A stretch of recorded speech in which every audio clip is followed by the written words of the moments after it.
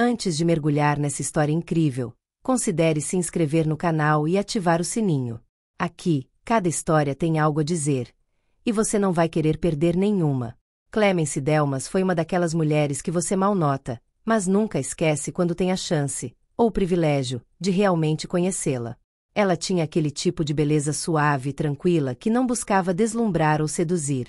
Seus cabelos castanhos, sempre presos de forma simples, revelavam um rosto bonito, iluminado por olhos verde-acinzentados, calmos e profundos como um lago de inverno. Ela usava vestidos de linho, suéteres largos de lã, sapatos baixos e nunca uma única joia chamativa. A maquiagem dela, se é que ela usava alguma, era tão sutil que parecia inexistente. Em uma era obcecada por imagem e aparência, Clemence personificou o anti-espetacular. E isso, paradoxalmente, a tornava única. Ela trabalhava como bibliotecária em uma pequena cidade aninhada entre florestas e colinas, um lugar tranquilo onde as pessoas viviam lentamente, quase fora do tempo. Ela amava seu trabalho, colocar livros nas prateleiras, aconselhar leitores, discutir poesia com alunos do ensino médio e preparar cantos de leitura para crianças às quartas-feiras. Ela morava em um apartamento modesto acima de uma livraria antiga e fechada, cercada de plantas, livros antigos e um velho gato angorá que ela havia resgatado em uma noite tempestuosa. Ela levava uma vida simples, quase monástica. Mas por trás dessa aparente banalidade escondia-se um segredo pesado, imenso, quase irreal. Clemence era a única filha de Edouard Delmas. Um nome que os insiders conheciam bem. Esse homem discreto, raramente visto na mídia, controlava um império imobiliário espalhado por 3 continentes. Seu nome nunca apareceu diretamente nos edifícios, mas ele era dono de bairros inteiros, hotéis de luxo, torres de vidro com marcas internacionais. Ele também era um filantropo. Hospitais, escolas e fundações discretamente exibiam a marca de suas doações. Nos círculos de elite, ele era apelidado de o Fantasma de Genebra por sua discrição e poder silencioso. Mas Clemence sempre rejeitou essa herança. Não por orgulho, mas por convicção. Ela cresceu no luxo, mas sempre se sentiu uma estranha neste mundo. As recepções o entediavam, as convenções o oprimiam e os olhares interessados de pretendentes bem-nascidos o enojavam. Desde muito jovem, ela fez uma escolha. Queria merecer amor, não comprá-lo com um nome ou uma fortuna. Aos 20 anos, ela anunciou ao pai que deixaria Genebra para se estabelecer sozinha, incógnita, em uma cidade onde ninguém a reconheceria. Edward, inicialmente chateado, finalmente entendeu. Ele deu a ela um cartão bancário secreto, uma conta discreta e a fez prometer apenas uma coisa: nunca revelar seu relacionamento até encontrar alguém que a amasse por quem ela é. Os anos passaram. Clemence vivia nas sombras com a serenidade de quem se escolheu. Mas numa noite de outono, tudo mudou. Ela foi convidada por um colega para uma inauguração de arte contemporânea em uma antiga fábrica reformada. Não era o tipo de festa que ela queria, mas ela aceitou por educação. Lá, em meio a risos abafados, taças de prosecco e obras abstratas, ela encontrou o olhar de Hervé Maret. Ele era alto, bem vestido, vestia um blazer ajustado e sorria para todos com a naturalidade de um homem acostumado a ser ouvido. Seu cheiro era leve, mas forte, seu olhar rápido e penetrante. Ele avistou Clemence em um canto da sala, com um copo de água com gás na mão, olhando fixamente para uma tela preta. Inicialmente ele ficou intrigado. Quem era essa mulher que não tentava ser notada, enquanto todas as outras competiam em efeitos estilísticos? Havia algo em sua postura, em sua maneira de desviar o olhar com uma discrição quase dolorosa, que a intrigava. Ele se aproximou dela. E ela lhe respondeu. A troca deles foi simples, quase tímida. Ela falava muito pouco sobre si mesma. Ele, por outro lado, apresentou-se com entusiasmo, gerente de projetos de marketing em uma agência em ascensão, ambicioso, apaixonado por startups. Ele viu nela uma espécie de mistério a ser desvendado. Ele ingenuamente acreditava que poderia transformá-la. Que um dia ela se tornaria a esposa brilhante que o acompanharia nos jantares da sociedade.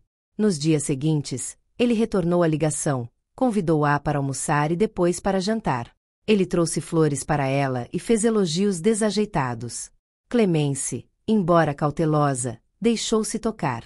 Ela guardava dentro de si uma chama romântica, frágil, mas viva. Ela viu em Hervé um homem seguro de si, talvez um pouco demais, mas honesto em seus esforços. Ela queria acreditar.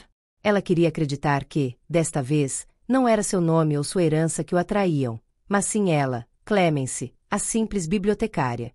Seu pai, com quem ela falou ao telefone um dia, ficou preocupado. Ele perguntou-lhe: "Tem certeza de que ele está mesmo olhando para você? E não para a ideia que ele tem de você?" Mas ela respondeu suavemente: "Preciso descobrir por mim mesma, pai. E se ele não gostar de mim como eu sou, então eu vou saber. Mas eu quero tentar." Poucos meses depois, Clemence aceitou sua proposta de casamento. Ela não o fez na euforia do amor cego, mas com aquela fé silenciosa de corações sinceros que ainda esperam, apesar das dúvidas silenciosas, que o amor pode suavizar o que parece duro e revelar a beleza escondida no outro. Ela tinha visto em Hervé sinais de vaidade, de arrogância, mas queria acreditar que essas eram as feridas de seu passado ou a máscara de um homem acostumado demais a lutar para existir em um mundo feroz. Ela pensou que o amor verdadeiro, poderia ajudá-la a se livrar desses fardos. A cerimônia foi exatamente como ela, discreta, íntima, cheia de luz suave. Eles se uniram em um pequeno jardim cercado por pedras cobertas de musgo, à sombra de uma antiga torre sineira cujos sinos pareciam sussurrar um segredo antigo. Clemence usava um vestido esvoaçante cor de marfim, sem renda excessiva, sem pérolas, sem ouro. Ela havia prendido o cabelo em uma trança simples e usava uma delicada flor de jasmim na orelha, presenteada por uma velha amiga bibliotecária. No braço, nenhuma pulseira. Em volta do pescoço, sem colar. Suas únicas joias eram suas mãos finas, trêmulas de emoção. O próprio Hervé estava radiante. Ele parecia o noivo perfeito, um terno azul meia-noite feito sob medida, um sorriso deslumbrante e um andar confiante. Ele brincou com os convidados, tirou fotos e agradeceu a todos com um charme primoroso. Mas em seu olhar já se adivinhava aquela pequena chama narcisista que só arde por seu próprio reflexo. Ele pensou que tinha feito a escolha perfeita. Aos seus olhos, Clemence representava a mulher ideal para um homem em ascensão. Ela não falava muito alto, não usava maquiagem como uma estrela e não questionava suas decisões. Ele pensou que com ela poderia governar tudo. Ele viu isso como uma página em branco na qual ele poderia escrever sua própria glória. O que ele não sabia era que aquela página em branco era, na verdade, um livro com cadeado duplo, uma obra antiga cujas letras douradas só apareceriam quando chegasse a hora. Desde as primeiras semanas de vida juntos, as ilusões começaram a ruir. No início, houve comentários sutis, feitos em tom humorístico. "Você ainda está com esse vestido? Parece uma professora dos anos 1950. Você ainda lê aqueles romances antigos? Você deveria se abrir um pouco, Clemence.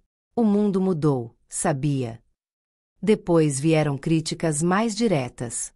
Ele zombou do jeito dela falar, achando sua voz muito suave, muito retraída. Ele zombava de suas escolhas de leitura, desprezava suas noites tranquilas e suspirava quando ela sugeria um documentário ou um clássico da televisão. Ele não a acompanhava mais até a biblioteca, considerando o lugar empoeirado e inútil. Ele odiava a reserva dela e a repreendia por não saber brilhar em público. "Você é inútil em jantares de negócios. Fica aí parado como uma sombra. Até meu estagiário causaria uma impressão melhor." Ele a proibiu de falar sobre sua vida pessoal, achando vulgar confiar nos amigos. Ele disse a ela que ela tinha que manter uma imagem e que ela não era capaz de lidar com esse tipo de coisa. Ele rapidamente assumiu todas as finanças deles, garantindo a ela que era melhor assim. Na verdade, era ela quem financiava a vida deles, por meio de uma conta discreta abastecida por investimentos secretos que ela administrava sozinha há anos. Ele não tinha ideia. A pequena, modesta, mas charmosa casa deles foi comprada à vista por Clemence, sem o seu conhecimento. Mas ela permaneceu em silêncio. Ela encarava cada palavra, cada farpa, cada humilhação como uma gota d'água caindo em um vaso invisível. Ela aprendeu a observar em silêncio. Cada frase foi escrita em um caderno que ela escondeu atrás de uma prateleira de livros velhos. Um diário frio, preciso e metódico. Ela não reclamou, não chorou, não gritou. Ela resistiu pacientemente. Porque ela queria ter certeza. Certamente esse homem não estava simplesmente perdido, ferido ou em má companhia. Certo de que ele só a via como um apoio, uma decoração, uma extensão do seu ego. Ela queria ver se ele amava a mulher que ela era, ou apenas a ideia de uma mulher maleável à sua medida. Então, um dia, para testar o que ele realmente valorizava, ela sugeriu uma viagem. E se fossemos para a Itália por alguns dias? Para uma pequena vila perto do Lago Horta. Meu pai tem uma casa antiga lá. Eu poderia pedir para que fosse aberta. Ela disse isso com uma voz suave, quase despreocupada. A vila em questão era esplêndida, conhecida apenas por algumas famílias ricas. A vila, uma construção antiga de pedra clara coberta de buganvílias, era uma joia. Mas ela não diz nada sobre isso. Hervé mal levantou a cabeça do computador. Quer se perder em algum canto remoto sem Wi-Fi? Clemence, tenho pessoas importantes para conhecer. Não tenho tempo para os seus sonhos campestres. Esse tipo de lugar é para aposentados. Ela sorri. Um sorriso imperceptível, quase invisível. Uma rachadura tinha acabado de aumentar. A água no vaso subiu um pouco. Ela não insistiu.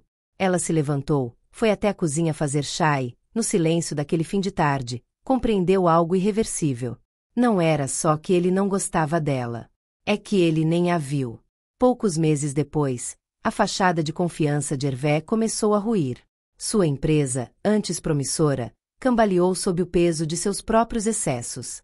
Ele fez empréstimos com base em promessas quebradas, entrou em uma série de parcerias duvidosas e ignorou sinais de alerta.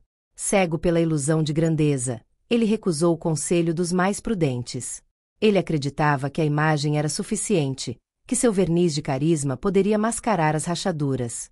Mas os números não mentem. A falência foi brutal. Certa manhã, a linha telefônica da agência foi cortada. No dia seguinte, os funcionários desertaram. Os oficiais de justiça vieram em seguida. Eles fotografaram, lacraram, inventariaram. Os móveis foram apreendidos. A placa foi retirada. O que restou de sua visão empreendedora não foi nada mais do que uma sala vazia com as persianas fechadas. As dívidas se acumulavam como uma tempestade negra sobre sua cabeça. As autoridades fiscais, os fornecedores, os investidores decepcionados. Todos eles apareceram, um de cada vez, como fantasmas que vieram reclamar o que lhes era devido. Pela primeira vez, Hervé sentiu esse medo visceral, o medo de perder tudo. Não apenas dinheiro, mas a maneira como os outros olham para você, poder, admiração. Ele vagava pela casa como um homem com os dias contados. E nesse caos, ele recorreu a Clemence. Ela estava na sala de estar, sentada de pernas cruzadas, cercada de livros, com o gato dormindo a seus pés. Ela olhou calmamente para ele quando ele entrou, parecendo derrotada e abatida. Ele esperava que ela ficasse sobrecarregada, em pânico, ignorante. Ele pensou que estava falando com ela como se fala com uma criança que precisa explicar coisas muito complexas. Mas ele não sabia. Ele não sabia que durante anos ela lia relatórios do mercado de ações todas as manhãs, que acompanhava discretamente os acontecimentos do mercado e que tinha ações em dezenas de empresas sob nomes discretos. Ele não sabia que ela havia ajudado a redigir os estatutos de diversas subsidiárias da holding familiar. E, acima de tudo, que desde os 25 anos ela era coproprietária legal, ainda que silenciosa, do império imobiliário construído por Edouard Delmas. Ela o ouviu falar. Ele falou por um longo tempo. Ele gemeu, reclamou da traição dos outros, justificou-se, culpou a má sorte, a economia, a inveja dos concorrentes. Ele quase desmaiou, mas nunca se desculpou. Ele nunca reconheceu sua própria arrogância. Ele terminou com estas palavras. Talvez você devesse falar com seu pai, não é? Ele certamente tem condições de nos ajudar. Afinal, você é filha dele. Ela olhou para ele por um longo tempo. Então, com a voz calma, ela disse simplesmente: tem gente para quem eu posso ligar. Mas você vai ter que ser sincera comigo. Só uma vez. Você já me amou? Ele desviou o olhar. Essa não era a pergunta que ele esperava. Houve silêncio. Então ele respondeu, sem emoção. Você era prático. Não um troféu, nem brilhante, mas dócil. Era tudo o que eu pedia. Um frio corta o ar. Ela não chorou. Ela se levantou lentamente e saiu da sala sem dizer uma palavra. Ele pensou que ela tinha cedido. Ele pensou que ela iria ligar para o pai. 2 dias depois, um Bentley preto com janelas escurecidas parou em frente à casa deles. O bairro, normalmente pacífico, pareceu parar por um segundo. As cortinas se agitaram nas janelas. Um homem de terno de 3 peças, elegante e ereto como um juiz, saiu. Ele carregava uma maleta de couro preta e óculos de aro dourado. Era Maitre Dubois, advogado pessoal de Edouard Delmas por mais de 30 anos. Clemence estava esperando por ele na porta. Ela o cumprimentou com um leve aceno de cabeça, como alguém cumprimentaria um velho amigo. Hervé estava jogado no sofá, com a camisa aberta e os olhos cheios de olheiras. Ele se levantou rapidamente quando viu o homem entrar. Mestre Dubois dirigiu-se apenas a Clemence. Aqui estão os documentos, senhora. O senhor Delmas me pediu para lhe entregar tudo. O procedimento é simples. Pode assinar aqui. Ele pegou uma pasta grossa e colocou-a sobre a mesa. Hervé, curioso e nervoso, inclinou-se para a frente. Ele leu as primeiras linhas. Seu rosto perdeu a cor instantaneamente. Senhora Clemence Delmas, presidente da Fundação Delmas e Associados. Suas mãos tremiam. Ele leu várias vezes. Cada palavra era um trovão. Presidente. O quê? Ele olhou para ela. Clemence permaneceu impassível. Certo. Calma. Sereno como nunca antes. Mestre Dubois então se virou para Hervé, seu olhar neutro, quase compassivo. Senhor Maret, sua esposa detém 51% de participação em uma das maiores imobiliárias privadas da Europa. Ela também administra diversos fundos de investimento e detém pessoalmente uma fortuna estimada em mais de 400 milhões de euros. Ele fez uma pausa. Hoje, ela quer comprar de volta suas dívidas, com uma condição. Clemence, ereta como uma coluna de mármore, ficou diante de Hervé, que não reconheceu mais a mulher. Sua voz, antes suave e cautelosa, agora carregava uma autoridade fria e inabalável. Era a voz de alguém que amou em silêncio, sofreu em silêncio, mas que não ficaria mais em silêncio. Eu vos redimirei para vos libertar, ela disse, olhando diretamente nos olhos. Mas eu nunca mais quero que você me veja como uma mulher insignificante. Essa ilusão morre aqui, esta noite. Hervé, com a boca entreaberta, não se moveu. Ele viu tudo o que ele achava que controlava desmoronar. A voz dele tremeu quando ele tentou responder, mas ela o interrompeu, calma, firme, determinada. Você terá um apartamento, um carro, algo para recomeçar. Estou comprando sua saída da minha vida. Não por vingança, mas por dignidade. Não quero sua gratidão. Não quero seus arrependimentos. Quero que você vá embora. Ela fez uma pausa antes de acrescentar, com dor controlada nos olhos. Você não é digno de ser amado. Essas palavras, simples e definitivas, eram mais violentas que qualquer raiva. Hervé cambaleou e depois caiu de joelhos. Pela primeira vez, ele percebeu que o que havia destruído não era apenas uma mulher, mas uma luz, uma verdade, um mundo ao qual ele jamais teria acesso. Ele implorou. Ele chorou. Ele tentou agarrar a barra do vestido dela como uma criança desesperada. Mas ela não tocou nele. Ela se abaixou, assinou os últimos documentos com a mão trêmula e saiu de casa na manhã seguinte. Sem uma palavra. Sem olhar. O gato em sua cesta.